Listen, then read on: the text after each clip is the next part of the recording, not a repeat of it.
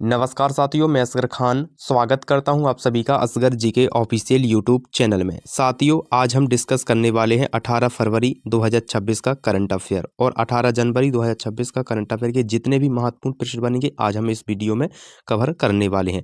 साथियों, आज का सेशन स्टार्ट करने से पहले अगर आपने हमारे यूट्यूब चैनल को सब्सक्राइब नहीं किया है तो पहले यूट्यूब चैनल को सब्सक्राइब कर दीजिएगा और बेल आइकन को ऑन कर दीजिएगा ताकि कोई भी महत्वपूर्ण वीडियो आपसे मिस ना हो पाए।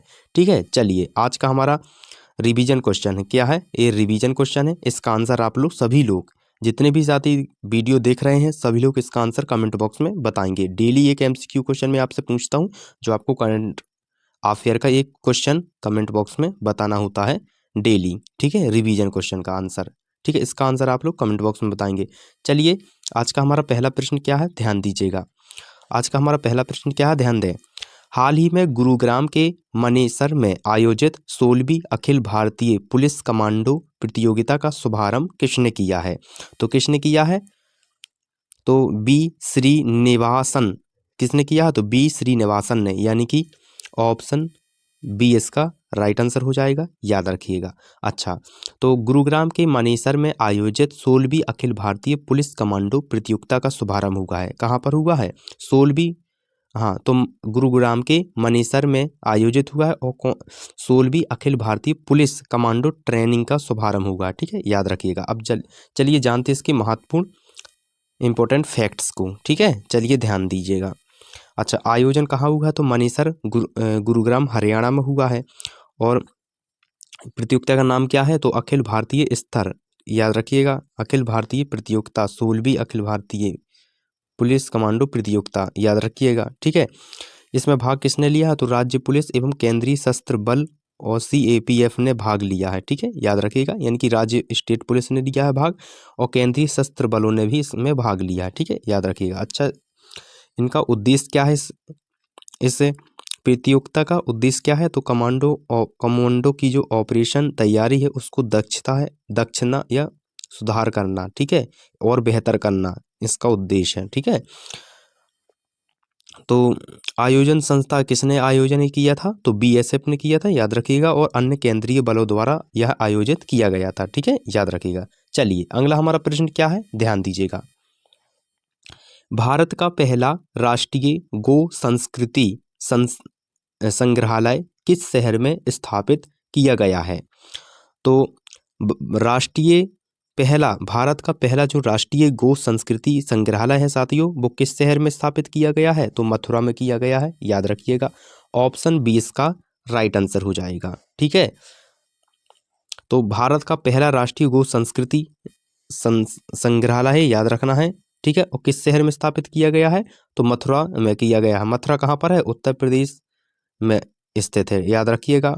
ऑप्शन बी इसका राइट आंसर हो जाएगा। चलिए जानते हैं इसके महत्वपूर्ण फैक्ट्स को। ठीक है, आप सुनते जाइएगा। ठीक है, मैं आपको बताता जाऊंगा महत्वपूर्ण फैक्ट्स, आपको सिर्फ सुनना है, याद रखिएगा। ठीक है, अच्छा, यह भारत का पहला राष्ट्रीय स्तर का गो संस्कृति संग्रहालय है, याद रखिएगा। तो मैंने आपको बता ही दिया था कि उत्तर प्रदेश स्थान क्या है? तो मथुरा, उत्तर प्रदेश, याद रखिएगा। ठीक है, अच्छा, मथुरा को क्या कहा जाता है? तो कृष्ण नगरी भी कहा जाता है, आप लोग को याद रखना है, कभी कभी पूछा जा सकता है एग्जाम में, याद रखिएगा। अच्छा, गो संस्कृति का संबंध किससे? तो कृषि, दुग्ध उत्पादन और भारतीय परंपराओं से संबंधित है। अच्छा, गो जो संस्कृति है उसका जो संबंध है किससे है? तो कृषि क्षेत्र से है, दुग्ध उत्पादन से है, याद रखिएगा, और भारतीय परंपराओं से है। ठीक है, याद रखिएगा। तो ऑप्शन बी इसका राइट आंसर हो जाएगा, याद रखना है आप सभी को। ठीक है, ऑप्शन बी इसका राइट आंसर हो जाएगा, याद रखिएगा। चलिए अगला हमारा प्रश्न क्या है, ध्यान दें। क्वेश्चन नंबर तीसरा क्या है साथियों, ध्यान दीजिएगा। हाल ही में अंतर्राष्ट्रीय बाघ सुरक्षा सम्मेलन 2026 का समापन किस शहर में हुआ है? तो अंतर्राष्ट्रीय बाघ सुरक्षा सम्मेलन 2026 का समापन किस शहर में हुआ है? तो बेंगलुरु में हुआ है। ठीक है, याद रखिएगा, ऑप्शन सी इसका राइट आंसर हो जाएगा, याद रखिएगा। तो बेंगलुरु में अंतर्राष्ट्रीय बांध सुरक्षा सम्मेलन 2026 का समापन हुआ है बेंगलुरु में। ठीक है, याद रखिएगा। चलिए जानते हैं इसके महत्वपूर्ण फैक्ट्स को। ठीक है, चलिए ध्यान दें। अच्छा, सम्मेलन का नाम क्या था? तो अंतर्राष्ट्रीय बांध सुरक्षा सम्मेलन 2026, याद रखिएगा। कहाँ पर समापन हुआ है? तो बेंगलुरु कर्नाटक राज्य में, याद रखिएगा। ठीक है। अच्छा, इसका विषय क्या था? तो बांधों की सुरक्षा और आपदा प्रबंधन था, याद रखिएगा। इसका जो थीम थी इसकी क्या थी? तो बांधों की सुरक्षा और आपदा प्रबंधन। ठीक है, आपको याद रखना है। ठीक है, याद रखिएगा। ऑप्शन सी इसका राइट आंसर हो जाएगा, याद रखिएगा। ठीक है, चलिए अगला हमारा प्रश्न क्या है, ध्यान दें। हाल ही में शहरी विकास नीति को लागू करने वाला देश का पहला राज्य कौन बना है? तो साथियों ध्यान दें यहाँ पर, तो हाल ही में शहरी विकास नीति को लागू करने वाला देश का जो पहला राज्य बना है वो कौन बना है? तो केरल बना है, याद रखिएगा। Kerala is the right answer. ठीक है, ऑप्शन सी इसका राइट आंसर हो जाएगा, याद रखिएगा। चलिए जानते हैं इसके महत्वपूर्ण फैक्ट्स को। अच्छा, यहाँ पर ध्यान दें थोड़ा सा, तो शहरी विकास नीति लागू करने वाला है जो, वो पहला राज्य कौन बना है? तो केरल राज्य बना है, याद रखिएगा। अब चलिए जानते हैं इसके महत्वपूर्ण फैक्ट्स को। ठीक है, याद रखिएगा। अच्छा, नीति का उद्देश्य क्या है?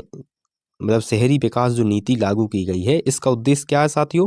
तो सशक्त और योजनाबद्ध शहरी विकास करना। ठीक है। अच्छा, इसका फोकस क्या है? तो हर शहर बेहतर बुनियादी ढांचा नागरिक सुविधा प्रदान करना है। ठीक है, याद रखिएगा। ठीक है, याद रखें। तो ऑप्शन सी इसका राइट आंसर हो जाएगा। जो भारत में जो शहरी विकास नीति को लागू करने वाला जो देश का पहला राज्य बन गया है वो कौन बन गया है? तो केरल राज्य बन गया है, यानी कि ऑप्शन सी इसका राइट आंसर हो जाएगा। चलिए अगला हमारा प्रश्न क्या है, ध्यान दें। फरवरी 2026 के हेनली पासपोर्ट इंडेक्स के अनुसार भारत का पासपोर्ट किस विश्व रैंकिंग पर पहुंचा, जिससे 56वां देशों में वीजा मुक्त या वीजा ऑन अराइवल प्रवेश संभव हुआ है?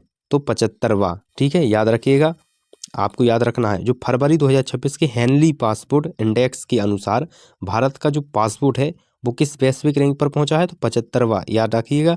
जिसमें से 56 देशों में वीजा मुक्त या वीजा ऑन अराइवल प्रवेश संभव हुआ है। तो 75वां भारत का नंबर है, याद रखना है। ठीक है, कौन सी सर्वे में? तो इंडेक्स के अनुसार, याद रखिएगा। भारत का जो पासपोर्ट है वैश्विक रैंक पर कहाँ पर पहुंचा है? तो 75वां, याद रखिएगा। ऑप्शन सी इसका राइट आंसर हो जाएगा। ठीक है, अब चलिए जानते हैं इसके महत्वपूर्ण फैक्ट्स को साथियों। अच्छा, इसकी जो रिपोर्टिंग सूचना जो है वो किसने की है? किसने रिपोर्ट की है, मतलब रिपोर्टिंग की है? तो हेनली पासपोर्ट इंडेक्स ने। ठीक है, याद रखिएगा, इसने जारी रिपोर्ट की है, याद रखिएगा। ठीक है, भारत की रैंक क्या है? तो फरवरी 2026 के अनुसार 75वां स्थान मिला है। ठीक है, याद रखिएगा। ठीक है साथियों, यह हर वर्ष और चेंजिंग भी होती रहती है, आपको याद रखना है। हर वर्ष चेंज घटती और बढ़ती भी रहती है। तो जो फरवरी 2026 में जो रैंक आई है हमारे देश भारत की पासपोर्ट की, वो 75वीं रैंक आई है, याद रखिएगा। ऑप्शन सी इसका राइट आंसर हो जाएगा। ठीक है साथियों, आज का सेशन अगर अच्छा लग रहा हो तो वीडियो को लाइक, चैनल को सब्सक्राइब जरूर करते जाएं। ठीक है, चलिए ध्यान दें। क्वेश्चन नंबर 6वां,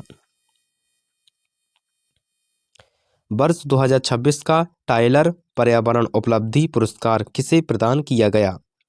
तो वर्ष 2026 का है जो टाइलर जो पर्यावरण उपलब्धि का जो पुरस्कार है वो किसे प्रदान किया गया है साथियों?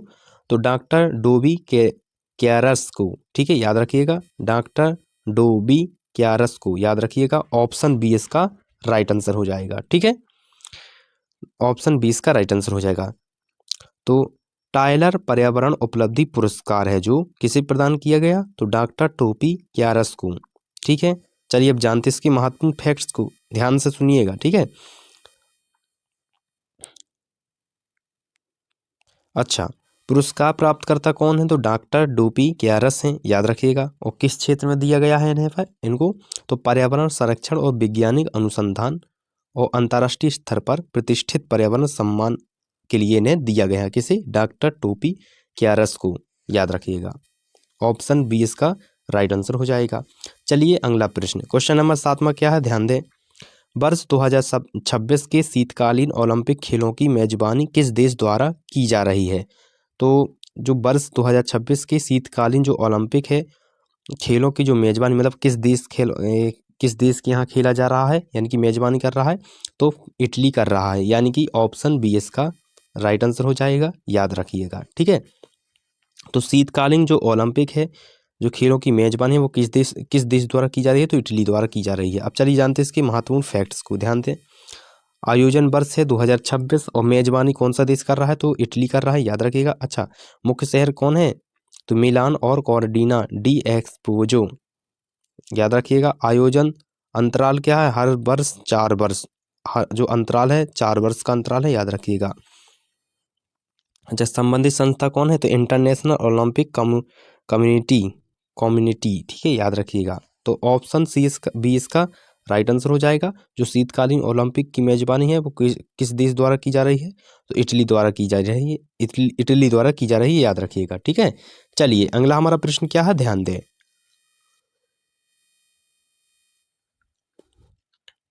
हाल ही में किस देश ने सऊदी अरब के साथ रक्षा सहयोग समझौते पर हस्ताक्षर किए हैं, तो सोमालिया देश में के साथ, ठीक है, यानी कि ऑप्शन बी इसका राइट आंसर हो जाएगा।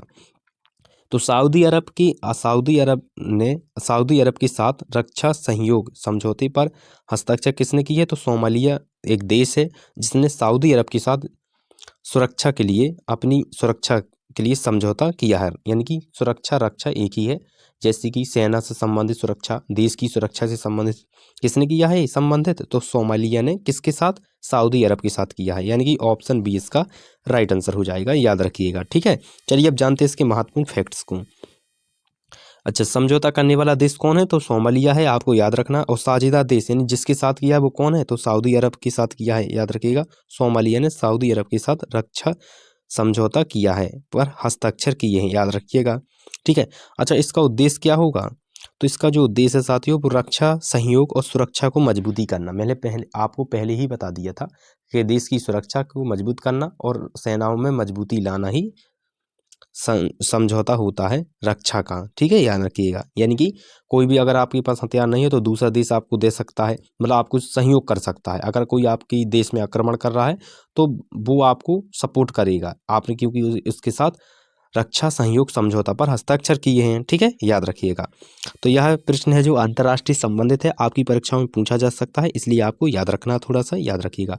तो कौन सी देश ने सऊदी अरब के साथ रक्षा सहयोग साझेदारी पर समझौता किया है, तो सोमालिया एक देश है जिसने हाल ही में सऊदी अरब के साथ रक्षा सहयोग पर समझौते पर हस्ताक्षर किए हैं। ठीक है, याद रखिएगा, ऑप्शन बी इसका राइट आंसर हो जाएगा। चलिए अगला हमारा प्रश्न क्या है, ध्यान दें। हाल ही में ढाका में प्रधानमंत्री पद की शपथ लेने वाले बीएनएसबी अध्यक्ष कौन हैं, तो साथियों हाल ही में ढाका में प्रधानमंत्री पद की जो शपथ लेने वाले हैं बीएनएसबी के अध्यक्ष हैं, वो कौन हैं, तो तारिक रहमान है, यानी कि ऑप्शन सी इसका राइट आंसर हो जाएगा। ठीक है, तारिक रहमान है। तो ढाका में प्रधानमंत्री पद की शपथ लेने वाले हैं बीएनएससी अध्यक्ष कौन है, तारिक रहमान है, याद रखिएगा, ऑप्शन सी इसका राइट आंसर हो जाएगा। ठीक है, अब चलिए जानते हैं इसके महत्वपूर्ण फैक्ट्स को। ठीक है, अच्छा, कौन सी देश की शपथ लेने वाले हैं वो, प्रधानमंत्री पद की कौन सी देश की शपथ लेने वाले हैं, तो बांग्लादेश के प्रधानमंत्री के रूप में शपथ लेने वाले हैं। बांग्लादेश के प्रधानमंत्री के पद पर शपथ लेने वाले बीएनएस अध्यक्ष तारिक रहमान है। ठीक है, कौन है, तारिक रहमान।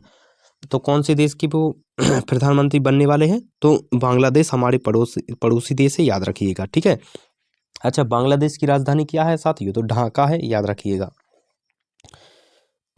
ठीक है, प्रधानमंत्री पद की शपथ लेने वाले हैं कौन, तारिक रहमान, याद रखिएगा। यह अंतर्राष्ट्रीय राजनीति प्रश्न से संबंधित है, आपसे पूछा जा सकता है, आपको थोड़ा सा यहाँ पर याद रखना है। ठीक है, चलिए, तारिक रहमान, ऑप्शन सी इसका राइट आंसर हो जाएगा। चलिए अगला प्रश्न क्या है, ध्यान दें, क्वेश्चन नंबर 10वां। हाल ही में हैदराबाद में आयोजित बायो एशिया 2026 अंतर्राष्ट्रीय शिखर सम्मेलन का उद्घाटन किसने किया, तो किसने किया, ए रेवत रेड्डी ने।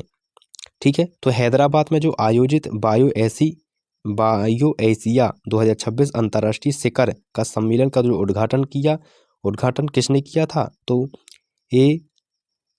ए रेवत रेड्डी ने, यानी कि ऑप्शन बी इसका राइट आंसर हो जाएगा। सभी साथी ध्यान से सुनिएगा, ऑप्शन बी इसका राइट आंसर हो जाएगा। ठीक है, अब चलिए जानते हैं इसके महत्वपूर्ण फैक्ट्स को। अच्छा, सम्मेलन का नाम क्या था? तो बायो एशिया 2026 था।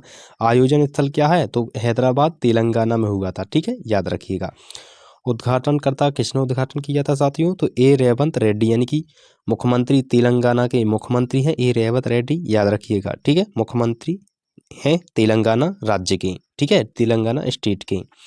अच्छा, विषय क्या था? तो बायोटेक्नोलॉजी और लाइफ साइंस सेक्टर। यह सम्मेलन तेलंगाना को फार्मा और बायोटेक हब के रूप में स्थापित करने की एक बड़ी योजना थी, जिसे हाल ही में लॉन्च किया है तेलंगाना के मुख्यमंत्री ए रेवंत रेड्डी जी ने। ठीक है, यह आपको थोड़ा सा यहाँ पे याद रखना है।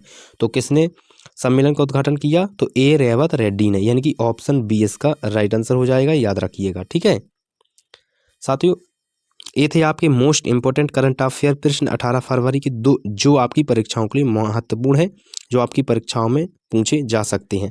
तो साथियों, डेली ऐसी ही वीडियो देखने के लिए हमारे यूट्यूब चैनल को सब्सक्राइब जरूर करें और बेल आइकन को ऑन करें, ताकि कोई भी महत्वपूर्ण वीडियो आपसे मिस ना हो पाए। और आज का वीडियो अच्छा लगा हो तो वीडियो को लाइक कर दीजिएगा और अपने दोस्तों के साथ शेयर जरूर करें। मिलते हैं अगले करंट अफेयर में। धन्यवाद। वीडियो